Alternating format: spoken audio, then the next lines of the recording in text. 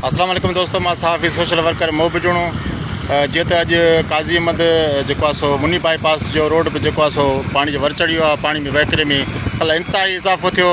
अॼु बि विज़िट ते दोस्तनि सां गॾु जाम चङे उन वटि पहुतो आहे। हीअ कट आहे, मेन कट जेको बि लॻो उहो तव्हांखे ॿुधायां थो त उहो परते आहे। हाणे उते ॿाहिरि ॿिया बि कट उन ओवर टॉप थियो आहे पाणी, जेको अॻिते काज़ी में तरफ़ तेज़ी सां वधे पियो। जाम चङे अॼु बि मौजूदु आहे। जी जी जाम चङे साहिबु, अॼु छा सूरत हाल पिया ॾिसो, ॿुधो अथऊं 1 इंच पाणी पोइ हिते लथो आहे। बिस्मिल्लाहिर्रहमानिर्रहीम। हिते त शायदि पूरी शयूं हवा सेम ई थी लॻे, ख़ासि फ़र्क़ु ज़ाहिर न पियो थिए। हाणे हिते जेके इलाइक़े में जेके बि ॻोठ हुआ उहे तक़रीबन हाणे वॾे विया हलिया आहिनि। छो जो पाणी चौधारी जेकी सॼी थे आहे इहा मीर मोहम्मद जी गॾु हिते सॼी चौधारी चारो तरफ़ पाणी पाणी हाणे वधीक ज़ोर आहे पाणी जो आहे काज़ियुनि जी तरफ़।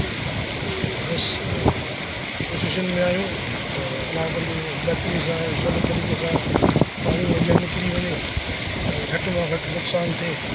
असां जा हिते फसलूं जेके आहे उहे तबाह थी विया, बेघर थी विया पिया।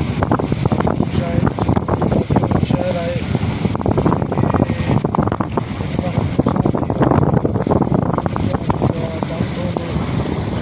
बाईपास आहे, उहो पाणी घटि पहुची वियो।